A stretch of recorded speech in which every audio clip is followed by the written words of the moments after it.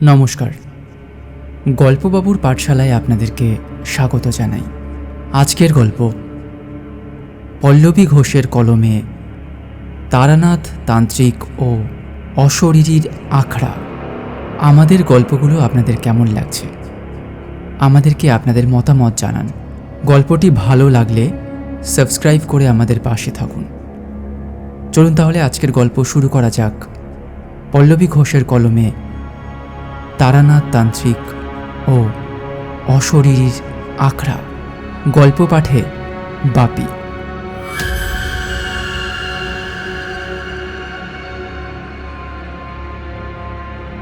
রবিবার, ছুটির দিন। সকালে বারান্দায় বসে একটা ম্যাগাজিনের পাতা উল্টাচ্ছিলাম। ঠিক এমন সময় খবরের কাগজ হাতে কিশোরী এসে হাজির। কি হে, আজকের খবরের কাগজটা দেখেছ? আমি বললাম, কেন, কি ব্যাপার? কিশোরী কাগজটা আমার সামনে মেলে ধরে একটা খবরের অংশ দেখালো। পড়ে যা বুঝলাম, ব্যাপারটা কিছুটা এই রকম। গতকাল সন্ধ্যায় গঙ্গার পাড়ে একসাথে তিনটে মৃতদেহ পাওয়া গেছে। তাদের প্রত্যেকের ধড় থেকে মাথা আলাদা করে অন্যজনের ধড়ের সাথে সেই মাথাটা সেলাই করে দেওয়া হয়েছে। কি পৈশাচিক কাজ মানুষের! কিশোরী বলল, ভাবতে পারো ভায়া, এই পৃথিবীতে এমনও মানুষ আছে যে এমন নৃশংস কাজ করতে পারে। সত্যি ভাবলেও হাড় হিম হয়ে আসে। এই পৃথিবীর আনাচে কানাচে এরকম কত ঘটনাই যে ঘটে চলেছে রোজ রোজ। আমরা তার কতটুকুই বা খবর রাখি, কিন্তু তারানাথ বোধহয় খবর রাখে। কি বলো, একটা কাজ করি, চলো তারানাথের বাড়িতে যাই। এ বিষয়ে কথা তো হবেই, আর সেই ফাঁকে যদি 2-4টে গল্প তারানাথের কাছ থেকে আদায় করে নেওয়া যায় তাহলে মন্দ হবে না। তা যা বলেছ, তাহলে সন্ধ্যার সময় চলে এসো। কিশোরী প্রফুল্ল চিত্তে বাড়ি ফিরে গেল। ঘড়ি ধরে ঠিক সন্ধে 6টায় আমিও কিশোরী মটলেনে তারানাথের বাড়িতে পৌঁছলাম। দরজায় কড়া নেড়ে ডাকতেই তারানাথের গম্ভীর স্বর ভেসে এলো, দরজা খোলা আছে, ভেতরে চলে এসো। আমরা ঢুকে দেখি তারানাথ তক্তপোষে বসে হুঁকো টানছেন। আমরা আমাদের সেই চিরপরিচিত আড্ডা দেওয়ার চৌকিতে বসে 1 প্যাকেট পাসিং শো আর 1 ঠোঙা তেলে ভাজা তারানাথের সামনে রাখলাম। কিশোরী শুরু করল, ঠাকুরমশাই, আজকের খবরের কাগজটা দেখেছেন? বলে নিজের কাঁধের ঝোলানো ব্যাগটিতে হাতড়াতে লাগল। তারানাথ এতক্ষণে হুঁকো ছেড়ে তেলে ভাজার ঠোঙার দিকে হাত বাড়িয়েছে। এবার তেলে ভাজায় কামড় বসিয়ে তারানাথ বলে উঠল, কাগজটা তুমি বাড়িতেই টেবিলের ওপর ভুলে এসেছ। হাতড়ে লাভ নেই। গঙ্গার পাড়ের হত্যাকাণ্ডের কথা বলবে তো? ও আমি অনেক আগে থেকেই জানি। তারানাথের এই কথায় আমরা অবাক হলাম না। এমনটা সে প্রায় করে থাকে। আমাদের না বলা কথাগুলো সে এক অলৌকিক উপায়ে আগে থেকে জেনে ফেলে। এ তো আর নতুন কিছু নয়, বহুদিন ধরেই আমরা দেখে আসছি। তাই আমি সে কথায় না গিয়ে বললাম, কিন্তু এরকম চলতে থাকলে মানব সভ্যতা আর কতদিন টিকে থাকবে বলতে পারেন? তারানাথ তার স্বভাবসিদ্ধ ভঙ্গিতেই বলল, থাকবে থাকবে, তুমি আমি না থাকলেও এ সভ্যতা থেকে যাবে। সবই মহাকালের লিখন। তিনি যদি ধ্বংসকারী হন তবে তিনি সৃষ্টিকর্তার কর্তব্য পালন করেন বটে। আমাদের কর্তব্য শুধুমাত্র ঈশ্বরের প্রতি আস্থা রাখা। তিনি আমাদের রক্ষা করবেন। আমরা তো কেবল তার দাস মাত্র। কিন্তু কিন্তু মানুষ ঈশ্বরের দাস হয়ে এমন পাশবিক কর্ম সাধন কিভাবে করতে পারে? আচ্ছা, তার মধ্যে কি মানবিকতার লেশমাত্র নেই? নৃশংসতার এমন চরম নিদর্শন আর কি কোথাও দেখা যায়? তারানাথ এতক্ষণ চুপ করেছিল, কিন্তু এবার কথা বলল। নৃশংসতার কথাই যদি বলো, তবে বলতে হয় আমাদের তন্ত্র সাধনার জগতে এমন অনেক নৃশংস কাজকর্ম চলে যা তোমাদের কল্পনারও অতীত। তারানাথের কথার মাঝেই কিশোরী বলে উঠল, ঠাকুরমশাই, তাহলে এই নিয়ে একটা গল্প হয়ে যাক। আপনার কাছে এসে গল্প না শুনে ফিরে যেতে মন চায় না। তারানাথ কটমট করে কিশোরীর দিকে চেয়ে বলল, আমার মুখে আজ পর্যন্ত যা শুনেছ এগুলো একটাও গল্প নয়, সব আমার জীবনের টুকরো টুকরো অভিজ্ঞতা। তবে তেমন এক অভিজ্ঞতার কথাই শোনান না ঠাকুরমশাই। তারানাথ বলল, অপেক্ষা করো, আমি বাড়ির ভিতর থেকে চা বলে আসি। চা বলতে গিয়ে একেবারে চা নিয়েই ফিরে এলেন তারানাথ তান্ত্রিক। গরম চায়ের কাপে চুমুক দিয়ে তারানাথ একটা পাসিং শো ধরালো। তারানাথ পাসিং শোয়ে টান দিয়ে কিছুক্ষণ চুপ করে ভাবতে লাগলো। আমরা বুঝলাম সে ঘটনাগুলো সাজিয়ে নিচ্ছে আর কি। কয়েক মুহূর্ত নীরব থাকার পর শেষমেশ তারানাথ বলতে শুরু করলো, আমি জীবনে অনেক নৃশংস ঘটনা স্বচক্ষে দেখেছি, কিন্তু যে ঘটনার কথা আমি তোমাদের বলতে চলেছি তা আমার জীবনের ভয়ঙ্করতম অভিজ্ঞতার মধ্যে একটি। আমি তখন সবে গার্হস্থ্য জীবনে পা দিয়েছি। তখন চারি মায়ের জন্ম হয়নি, তখন কয়েক মাস হবে। আমি এ বাড়িতে পেশাগত জ্যোতিষ চর্চা শুরু করি। এমন সময় বেশ কিছু ব্যবসায়ীর নিত্য আনাগোনা ছিল আমার পসারে, এবং আমার পসারটা বেশ জমে উঠেছিল। তবে তাদের সমস্যার সমাধান এই তাবিজ কবজে সীমাবদ্ধ ছিল না। মাঝে মাঝে কিছু বাড়িতে গিয়ে পারিবারিক দোষ খণ্ডন ও শান্তি সস্তায়ন হোম করেছিলাম। কিন্তু এমনও সমস্যা নিয়ে কেউ কেউ এসেছিল যে আমাকে রীতিমতো নিম্নতন্ত্রের প্রয়োগ করতে হয়েছিল। এরকম একদিন সকালে বসে আমি কবচ তৈরি করছি, এমন সময় বাইরে মোটর গাড়ি থামার শব্দ কানে এলো, আর তারপরেই দরজার কড়া নাড়ার শব্দ পেলাম। দরজা খুলতেই দেখি খদ্দের পাঞ্জাবি ও ধুতি পরা বছর 60-এর এক ভদ্রলোক দাঁড়িয়ে আছেন। পায়ে কটকি জুতো, গায়ে কাশ্মীরি শাল। আমায় দেখে বললেন, আপনি কি তারানাথ জ্যোতিষী? আজ্ঞে হ্যাঁ, বলে তাকে ঘরে এনে বসালাম। ভদ্রলোককে দেখেই বোঝা যাচ্ছে তিনি বিত্তশালী পরিবারের লোক। দেহের গড়নে সাবেকি আভিজাত্যের ছাপ স্পষ্ট।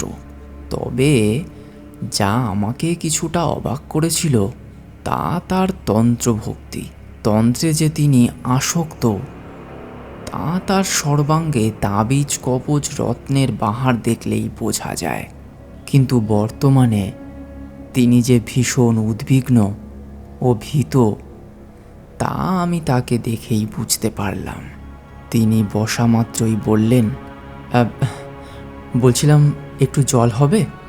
আমি একটি পাত্রে জল নিয়ে এসে তার সামনে বসলাম। তিনি এক নিমেষে পাত্রে সব জল শেষ করে ফেললেন। এরপর আমি তার আসার উদ্দেশ্য জানতে চাইলাম। তিনি কাঁদো কাঁদো কণ্ঠে বললেন, আমাকে আপনি বাঁচান। আমাদের বংশ যে ধ্বংস হতে বসল। আমি বললাম, শান্ত হন, উত্তেজিত হবেন না। আমাকে সমস্ত সমস্যার কথা খুলে বলুন, দেখবেন কিছু যেন বাদ না পড়ে। আমি যথাসাধ্য চেষ্টা করব আপনাকে সাহায্য করার। ভদ্রলোক ধীরে ধীরে বলতে লাগলেন, আমি বারীন্দ্র প্রসাদ গুপ্ত, বাড়ি রাঘবপুর। আমার প্রপিতামহ রাঘবেন্দ্র প্রসাদ গুপ্ত এই অঞ্চলের জমিদার ছিলেন। এখন যদিও জমিদারি নেই, তবে পূর্বপুরুষের বিপুল পরিমাণ সম্পত্তি রয়ে গেছে। এছাড়া ঠাকুরদার আমলে তেলের কারবার রয়েছে কলকাতাতে। আমার বাবা ছিলেন আমার ঠাকুরদার একমাত্র পুত্র। আমার ঠাকুরদার 5 কন্যার পর আমার বাবার জন্ম হয়। তিনি সবার ছোট। আমার পিসিরা বিয়ের পরও, বিশেষ করে বাবার মৃত্যুর পর, আর আমাদের এই পরিবারের সাথে খুব একটা সম্পর্ক রাখেনি। আমরা 3 ভাই ও 1 বোন। আমার দিদি কচি বয়সে বিধবা হয়ে এই বাড়িতেই ফিরে আসেন। আমার তখন বয়স খুব কম, বেশি হলেও ওই 6-7 আর কি। এখন দিদি এখানেই থাকে। আমার দাদা দেবেন্দ্র প্রসাদ বিয়ে করেছিলেন কম বয়সে। বছর 7 আগে বৌদি মারা যান। দাদার 2 ছেলে, ইন্দ্রনাথ ও চন্দ্রনাথ, দুজনেই বিবাহিত। বড় ছেলের একটি ছেলে ও চন্দ্রনাথের 2টি মেয়ে আছে, তারা যমজ। আর আছে আমার ভাই মনীন্দ্র প্রসাদ, সে তেলের কারবার সামলায়, কলকাতাতেই থাকে। ইচ্ছে মতো বাড়ি আসে। তার স্ত্রী আর 1 ছেলে, 1 মেয়ে বাড়িতেই থাকে। ভদ্রলোক থামলেন। আমি জিজ্ঞেস করলাম, আপনি বিয়ে করেননি? ভদ্রলোক নিজেকে যেন আর সামলাতে পারলেন না, কেঁদেই ফেললেন। আমি তাকে আবার জল দিলাম। একটু সুস্থ হয়ে চোখ মুছে বললেন, আমি আমি আমি বিয়ে করি আজ থেকে 30 বছর আগে। আমার 3 ছেলে ও একটি মেয়ে ছিল। এখন নেই? ঠাকুরমশাই, সেই জন্যই তো আপনার কাছে আসা। কি হয়েছে বলুন তো, খুলে বলুন। সে কথা বলার মতো নয় ঠাকুরমশাই, একেবারেই বলার মতো নয়। ভাষায় প্রকাশ তো অনেক দূরের কথা। আমি চোখে যা দেখেছি তা আর একবার ভাবার ক্ষমতাও নেই আমার। কিন্তু বলতে তো হবেই আপনাকে, না হলে বুঝবো কিভাবে? আমি বুঝতে পারলাম উনি স্ত্রী পুত্র হারিয়েছেন। ওনার মুখের দিকে তাকিয়ে দেখি চোখ দুটো টকটকে লাল, কিন্তু তার রাগ না কষ্ট, হিংসা না বেদনা, বোঝার উপায় নেই। আমি অনুভব করলাম তার পিছনে একটা কালো ছায়া যেন তাকে ছেয়ে আছে। বুঝতে পারলাম তার নিজের জীবনও সংকটাপন্ন। হঠাৎ কিশোরী বাধা দিয়ে বলে উঠল, আপনি ওটা কিসের ছায়া দেখলেন? তোমরা জানো আমার কিছু গুরু প্রদত্ত ক্ষমতা ছিল। আমি কারো আসন্ন বিপদের কথা আগে থেকেই জানতে পারতাম। ওই কালো ছায়া ছিল বিপদেরই সংকেত। আপনি এখনও কি এরকম আসন্ন বিপদের ছায়া দেখতে পান? তারানাথ কিছু বলতে যাচ্ছিল, তাকে বাধা দিয়ে বললাম, ঠাকুরমশাই, আপনি যা বলছিলেন তাই বলুন, কিশোরীর কথা বাদ দিন তো। তারানাথ এবার একটা পাসিং শো ধরিয়ে তাতে টান দিয়ে ধোঁয়া ছাড়তে ছাড়তে বলল,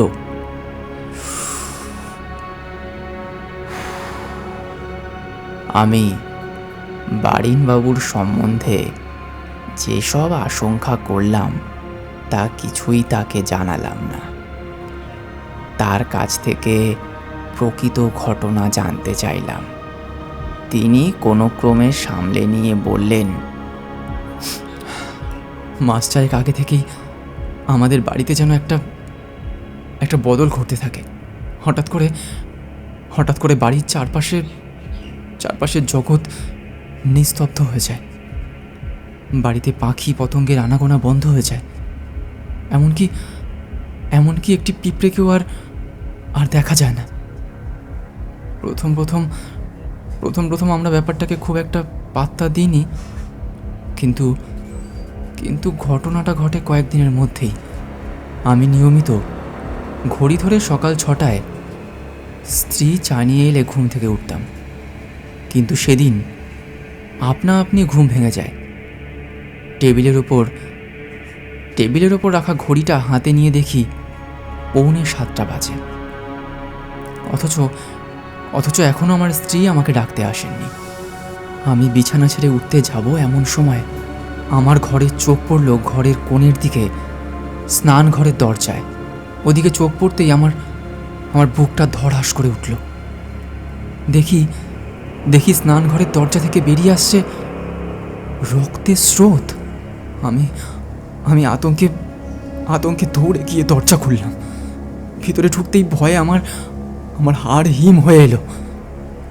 সে কি বীভৎস দৃশ্য! আমার আমার আমার স্ত্রী স্নানঘরের মেঝেতে পড়ে রয়েছে, আর আর তার শরীরটা যেন কোনো ধারালো বস্তু দিয়ে চিরিয়ে দেওয়া হয়েছে, আর আর সমস্ত অঙ্গ প্রত্যঙ্গ দেহের বাইরে বার করে আশপাশে ছড়ানো রয়েছে। আমি আমি আমি আমি ভয়ে কী করবো বুঝতে না পেরে প্রচণ্ড প্রচণ্ড চিৎকার করে উঠলাম। আমার চিৎকার শুনে একে একে বাড়ির সকলে ছুটে এলো। এই দৃশ্য দেখে আমার বৌমা চিৎকার করে জ্ঞান হারালো। সকলে একসাথে ভয়ে আতঙ্কে কি করব ভেবে পেলাম না। এক অবর্ণনীয় পরিস্থিতির সৃষ্টি হলো। বুঝতেই পারছেন হয়তো আপনি কি অবস্থা হয়েছিল আমাদের। মেয়েরা কান্নার রোল তুলেছিল। দৃশ্য দেখে অনেকের গা গুলিয়ে এলো। সে আমি আপনাকে কোনো মতেই বোঝাতে পারবো না। আমি দিক বিদিক জ্ঞান শূন্য হয়ে ছেলে মেয়েদের খুঁজতে লাগলাম। সবাই ছিল, কিন্তু ছোট ছেলেকে, মানে মহেন্দ্রকে দেখলাম না কোথাও। ভাবলাম ভালোই হয়েছে। ও এইরকম দৃশ্য কোনো রকমে সহ্য করতে পারতো না। কাউকে কিছু না বলেই ঘর থেকে বেরিয়ে আমি ওকে আটকাতেই ওর ঘরের দিকে দৌড়ে গেলাম। ঘরে ঢুকে আর এক বীভৎস দৃশ্য আমার চোখে পড়ল। তারপর আমার ধর থেকে যেন প্রাণটা বেরিয়ে এলো। আমার ছোট ছেলে ঘরের মেঝেতে পড়ে রয়েছে, ঠিক যেমনভাবে আমার স্ত্রী পড়েছিল। সেই রকম ছিন্ন বিচ্ছিন্ন দেহের সমস্ত অঙ্গ প্রত্যঙ্গ দেহের বাইরে আশেপাশে ছড়ানো রয়েছে। আমি আর নিজেকে সামলাতে পারলাম না। চিৎকার করে জ্ঞান হারিয়ে ফেললাম। যখন জ্ঞান ফিরল, দেখলাম আমার মাথার সামনে অনেকে দাঁড়িয়ে রয়েছে। দাদার বড় ছেলে ইন্দ্রনাথ আমার কাছে এসে বলল, কাকা শুনছো? বলছি এখনই পুলিশে খবর দেওয়া প্রয়োজন। কিন্তু আমাদের মন্দিরের পূজারী বললেন, এ বাড়িতে যা ঘটেছে তা সমাধান করা পুলিশের কর্ম নয়। আমি নিশ্চিত বাড়ির উপর কেউ তন্ত্র মন্ত্র প্রয়োগ করেছে। আমি এ আভাস অনেকদিন আগেই পেয়েছিলাম, কিন্তু কিছু না দেখে মন্তব্য করতে পারিনি আর কি।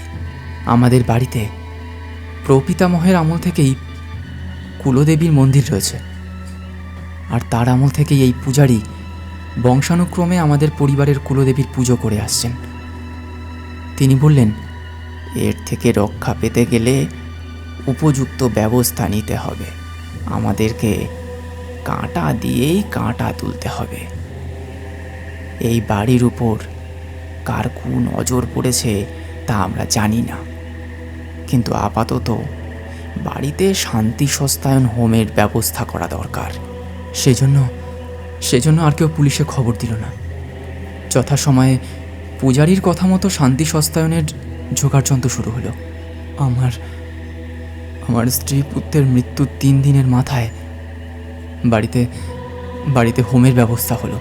এই 3 দিন যাবৎ বাড়িতে কেউই 2 চোখের পাতা বন্ধ করার সময় পাননি। সবাই কোনো না কোনো কাজে ব্যস্ত, কিন্তু দেখলেই বোঝা যায় সবাই চিন্তিত, ভীত, সন্ত্রস্ত। সেদিন সকালবেলা থেকেই সমস্ত কাজ শুরু হলো। গৃহের কালী মন্দিরের সামনে হোমের আয়োজন করা হলো। সকাল 10টা নাগাদ সব কিছু গোছানো শেষ হলো। হোম শুরুর আগে পূজারী মহাশয় স্নান করতে গেলেন। তিনি বাড়ির পেছনের দিঘিতেই স্নান করতেন। সেদিন ওখানে গিয়েছিলেন স্নান করতে। দীর্ঘ সময় হয়ে গেল, কিন্তু পূজারী মহাশয়ের আর দেখা পাওয়া গেল না। আমরা কয়েকজন তাকে খুঁজতে গেলাম। দিঘিতে পৌঁছে দেখি সমস্ত দিঘির জল রক্তবর্ণ। আমরা আমরা অবাক হলাম ঠিকই, কিন্তু কিন্তু যতটা হওয়া উচিত ছিল ততটা নয়। কারণ কারণ আপনি বুঝতেই পারছেন, 3 দিন আগেই যা ঘটে গেছে তাতে নতুন করে ভয় পাওয়ার আর কিছুই ছিল না। তবে তবে শরীর যেন আবার হিম হয়ে গেল। এটা ভেবেই ভয় হচ্ছিল, পুরোহিত মশাই ছাড়া আমি একেবারে নিঃস্ব। এখন একা কি করব আমি? যাই হোক, এবার জেলে ডেকে জল দিয়ে দেহ উদ্ধার করা হলো। এবারও সেই একইভাবে মৃত্যু। দেহ মাঝখান থেকে চেরা, সমস্ত অঙ্গ প্রত্যঙ্গ দেহে অনুপস্থিত। 3 ঘন্টা ধরে টানা পরিশ্রম করে সেই সমস্ত অঙ্গ প্রত্যঙ্গ দিঘি থেকে উদ্ধার করা হলো। এবারেও আমরা কোনো ক্রমে গ্রামবাসীর মুখ চাপা দিয়ে এ কথা জানাজানি বন্ধ করলাম। এ ঘটনার পর বাড়ির সবাই আবারও ভেঙে পড়ল। আমিও এখন ভীত হয়ে আছি। হয়তোবা এরপরে আমাকেই চলে যেতে হবে। কিন্তু কিন্তু এসব কেন হচ্ছে আমাদের সাথে? আপনি আমাদের বাঁচান ঠাকুর মশাই। আপনার কথা আমি আমার এক বন্ধুর কাছে শুনেছি। সে বলেছে আপনি নিশ্চয়ই আমাদেরকে কিছু একটা উপায় বার করে দেবেন। বোঝার চেষ্টা করলাম যে ঠিক কি হয়েছে ওনাদের সাথে আর কেনই বা ঘটেছে, কিন্তু আমিও ঠিক ঠাউর করতে পারলাম না। বললাম, আপনি একটা কাজ করুন, আমি কবচটা দিচ্ছি, ধারণ করুন, আপাতত রক্ষা পাবেন এবং এই সমাধানের জন্য আমি ব্যবস্থা করছি। কিন্তু তার আগে আপনার বাড়িতে আমার যাওয়া প্রয়োজন। বারিনবাবু বললেন, অবশ্যই ঠাকুরমশাই, আপনি আজই চলুন। আমি বললাম, তুমি এসো, আমি কাল বিকেলে গ্রামে পৌঁছে যাব। কলকাতা থেকে বেশ খানিকটা দূরে এই রাঘবপুর গ্রাম। আমি পরের দিন বিকেল 5টার মধ্যেই ট্রেনে করে নির্দিষ্ট স্টেশনে পৌঁছে গেলাম। পৌঁছে দেখি বারিনবাবু মোটর গাড়ি নিয়ে অপেক্ষা করছে স্টেশনে। আমায় দেখেই গাড়ি এগিয়ে নিয়ে এলেন। আমি বললাম, আপনার বাড়ি এখান থেকে কত দূর? বেশি নয়, এই ঘন্টাখানেকের পথ। আর কি কোনো অস্বাভাবিক কিছু? না, তেমন কিছু তো বুঝলাম না। আমরা কথা বলতে বলতে বাড়ি পৌঁছে গেলাম। বাড়ি পৌঁছেই দেখলাম বারিন গুপ্তের বাড়ি রাজপ্রাসাদের চেয়ে কম কিছু নয়, কিন্তু আশেপাশের পরিবেশটা যেন কেমন প্রাণহীন, নিস্তব্ধ, ও আশপাশের গন্ধটা খুবই সন্দেহজনক। বাড়ির চারদিকে আলোয় ঝকমক করছে, তবুও আমি এই বাড়ির ওপরেই বিপদের ঘন কালো ছায়ার আভাস পেলাম। আমি ঘরে ঢুকতেই যে গন্ধটা পেয়েছিলাম সেটাই আরো তীব্রতর হয়ে গেল। এছাড়া বাড়ির সমস্ত মানুষগুলো নিশ্চুপ। হয়তো তখন খুব বেশি হলেও ঘড়িতে সন্ধে 6টা বাজে, অথচ আমি দেখলাম এর মধ্যেই বাড়ির অধিকাংশ লোক ভিতরে ঢুকে যে যার মতো নিজের ঘরে চলে গেছে। বারিনবাবু বললেন, সবাই একটু ভয়ে ভয়ে আছে তো, ওই জন্য কাউকে দেখা যাচ্ছে না। একজন ভৃত্য এসে আমার খাবারের ব্যবস্থা করে দিয়ে গেল। খাবারের বহর দেখেই বুঝলাম এনারা যতই শোকস্তব্ধ ভীত হন না কেন, তাতে রুচিতে একটুও ছেদ পড়েনি। আমি সেসব কিছু না ভেবেই খেয়ে নিলাম পেট পুড়ে। বারিনবাবু বললেন, আজ বরং আপনি শুয়ে পড়েন ঠাকুরমশাই, আমি আপনার থাকার ব্যবস্থা করে দিচ্ছি। এই বলে বারিনবাবু আমায় নিচের তলায় একটা ঘরে থাকার ব্যবস্থা করে দিলেন এবং আমায় বলে গেলেন যে যদি কোনো অসুবিধে হয় আমি যেন চাকরকে বলি, সে বারান্দাতেই থাকে সারা রাত। এই বলে তিনি বিদায় নিয়ে নিজের ঘরে চলে গেলেন। আমি মনে মনে ভাবতে লাগলাম, বাড়িতে আসলে কি ঘটে চলেছে। শুয়ে পড়েও আমার ঘুম আসছিল না। রাত্রি যত গভীর হচ্ছিল ততই যেন সেই সন্দেহজনক গন্ধটা তীব্রতর হয়ে উঠছিল। আমি এইবার আরও একটা জিনিস লক্ষ্য করলাম যে এখানে আসার পর থেকে আমার মনে হচ্ছে যেন একটা খুব পরিচিত কিছু এখানে আছে। মনে হতে লাগলো আমি এখানে আসার আগে থেকেই যেন আমার কোনো অংশ এখানে আছে, কিন্তু সেটা যে আসলে ঠিক কী তা কিছুতেই ঠাওর করতে পারলাম না। এসব যখন ভাবছি ঠিক সেই মুহূর্তে আমার সামনে থেকে কি যেন একটা তীব্র বেগে দরজার দিকে এগিয়ে গেল। ঠিক দেখা গেল না, আমি বালিশ ছেড়ে উঠে বসলাম।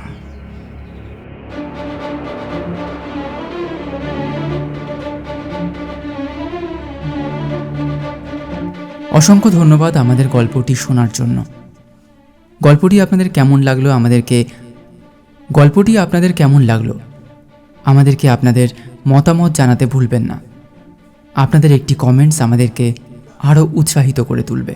খুব তাড়াতাড়ি নিয়ে আসবো এই গল্পের পরের পর্বটি। ততক্ষণ পর্যন্ত গল্পবাবুর সাথেই থাকুন। ধন্যবাদ।